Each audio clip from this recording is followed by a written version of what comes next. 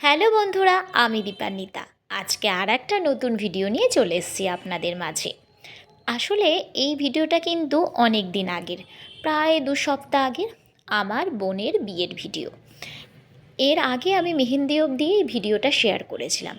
তারপর পরপর অন্যান্য অনেক ভিডিও শেয়ার হলেও এইগুলো কিন্তু আর শেয়ার করা হয়নি। আর এটা হলো বরকে বরণ করা হচ্ছে, বরের গাড়ি ঢুকে গেছে। আর এখানেই দেখুন ভিডিওতে দেখা যাচ্ছে আমার বোনকে, ওকে আশীর্বাদ করতে এসছে শ্বশুরবাড়ির লোকেরা। এখন আর ওই দিনের দিনই সবাই আশীর্বাদ করে নেয়। এই যে এখন একে একে সবাই আশীর্বাদ করছে, খাইয়ে দেওয়া হচ্ছে। এবং আমি কিছুটা ক্যাপচার করার চেষ্টা করেছি। পাশে দেখুন চেয়ারে কে বসে আছে, ওদের বাড়িতে গোপাল আছে, তাই ওরা গোপালকে সাথে নিয়ে কোনো শুভ কাজে আর কি বেরোয়।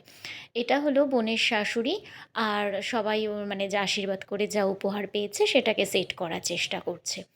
আমরা দিনের দিন গেছিলাম এবং গিয়েই এটা একটা ভবনে বিয়ের অনুষ্ঠানটা হচ্ছিল।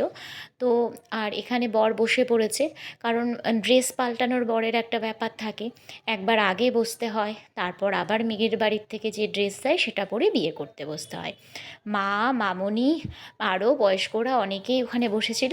আর এই দেখুন আমি চটজলদি রেডি হয়েছি। বোনের বিয়ে বলে টুকটাক তো সাজতেই হয়, আর আমি খুব একটা বেশি সাজি না। আর এখন বোনকে ঘরে ঢুকিয়ে দেওয়া হচ্ছে, ওরও একটা রিচুয়ালস আছে ওটার জন্য। আমরা মানে যখন গেছিলাম তখন একটু ফাঁকাই ছিল, মানে প্রথম দিকে গেছি, বুঝতে পারছেন। বরের লোকজন আসার আগে মেয়েদের পৌঁছানো দরকার। আর এই যে আমার ছেলে দেখুন, ড্রেসটা ওর একটু বড়ই হয়েছে, কিন্তু ও একদম ঘুরে ঘুরে বেড়াচ্ছে। ফটো সেশনের জায়গাও ছিল, কিন্তু এই ওপরের জায়গাটা বেশি ভাল লাগছিল। এখানে আমার কাকিমা, সবাই আর কি ফটো তুলছিল। আর এই যে এরা যাচ্ছে বরকে যখন বরণ করতে যাবে তার জন্য। আর আমি নিচে নেমে, এই ভবনটায় আমি কখনো আসিনি, তাই একটু ঘুরে ঘুরে দেখছিলাম। ভবনটা খুব বেশি বড় না হলেও বেশ পরিষ্কার পরিচ্ছন্ন। নিচতলায় খাওয়া দাওয়ার ব্যবস্থা, আর উপরে হচ্ছে বিয়ের এবং বসার, সাথে দুটো ঘরও রয়েছে, মানে বেডরুম বলা যায়, যেখানে থাকা যাবে। আর এখন যেটা দেখতে পাচ্ছেন, এটা আমিও না ওখানে গিয়ে অবাক হয়েছি। হট করেই বলা হলো বাড়ির বড় জামাই, তাকেও নাকি মণ্ডপে বসতে হবে। আসলে জামাইকে নাকি বরণ করতে হয়, বড় জামাইকে, এরকম একটা কোনো রিচুয়ালস আছে। সেটাই করতে আমার কর্তামশাই বসে পড়েছে।